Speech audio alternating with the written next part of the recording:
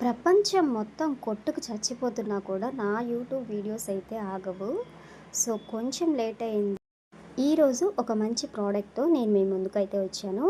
So, late చేయకుండా video అయితే start చేసేద్దాం. Welcome back to my channel. నా ఛానల్‌ని కొత్తగా విజిట్ చేయడానికి వచ్చినట్లయితే సబ్స్క్రైబ్ చేసుకోండి. వీడియో నచ్చితే లైక్ చేయండి. సో, ఈరోజు నేను చూపించే ప్రోడక్టు అగారా వాళ్ళది ఎగ్ బాయిలర్ అండి. ఇంట్లో పని ఎక్కువగా ఉన్న వాళ్ళకి, చికెన్ లవర్స్ ఎలా ఉంటారో అలాగే ఎగ్ లవర్స్ కూడా ఉంటారు కదా! ఎస్పెషల్లీ జిమ్ చేసేవాళ్ళు, వర్కౌట్స్ చేసేవాళ్ళు, డైట్ చేసే వాళ్ళకి ఇది చాలా బాగా ఉపయోగపడుతుంది. సో, నేనైతే దీన్ని అన్బాక్సింగ్ చేస్తూ ప్రోడక్ట్ ఎలా ఉంది అనేది చూపించడంతో పాటు ఇది ఎలా వర్క్ అవుతుంది, ఎలా చేసుకోవాలనేది కూడా చూపిస్తున్నాను.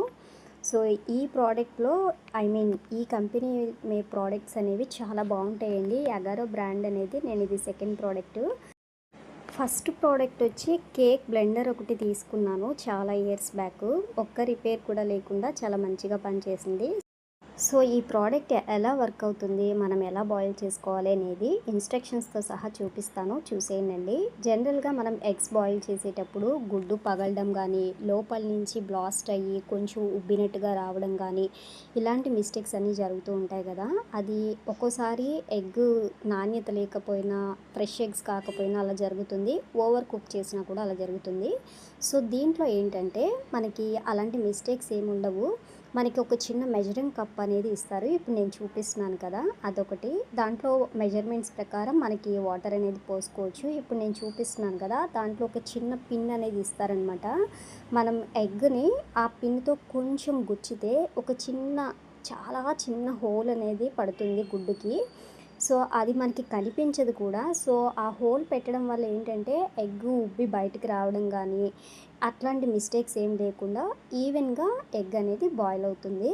మీడియం కావాలా, లేదంటే సాఫ్ట్ కావాలా, హార్డ్ కావాలా, బాయిల్డ్ కావాలా అనేది దాని ప్రకారం కూడా మనం వాటర్ అనేది మెజర్ చేసుకొని దాంట్లో పోసుకోవాలి.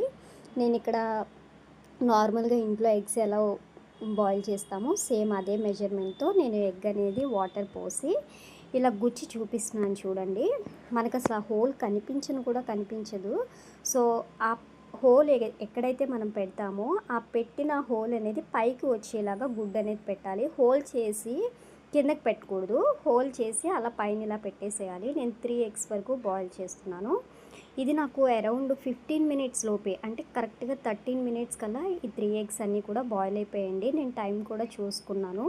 ఇక్కడ మనం స్విచ్ ఆన్ చేస్తే మనకి ఇప్పుడు బ్లూ కలర్లో లైట్ ఒకటి ఆన్ అవుతుంది.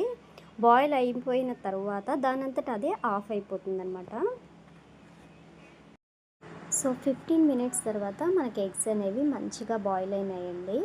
ఇప్పుడు వీటిని ఒక గిన్నెలోకి తీసుకుని కొద్దిగా చల్లారిన తర్వాత పైన షెల్ తీసేసి ఎలా కుక్ అయినాయి అనేవి నేను మీకు చూపిస్తాను.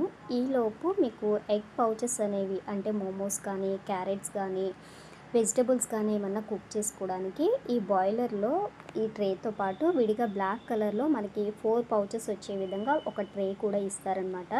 సో, దాంట్లో ఎగ్ పౌచెస్ అనేవి ఎలా చేసుకోవాలో చూపిస్తున్నాను. సో, ముందుకు లాగానే మెజరింగ్ ప్రకారం వాటర్ తీసుకుని వాటర్ పోసుకోవాలి. దీనిపైన ప్లాస్టిక్ ట్రే పెట్టాలి. ఈ ప్లాస్టిక్ ట్రే పైన బ్లాక్ కలర్లో వాళ్ళు ఇచ్చిన 4 పౌచెస్ అనేవి పెట్టుకోవాలి. సో, మనం ఇక్కడ ఒక పౌచ్ కావాలంటే ఒక ఎగ్ అనేది ఒక పౌచ్ దాంట్లో బీట్ చేసుకుని వేసుకోవాలి. పక్కన వాటిల్లో వెజిటేబుల్స్ కానీ, మోమోస్ కానీ ఏమన్నా కుక్ చేసుకోవాలంటే ఆ పౌచెస్లో వేసుకోవాలి.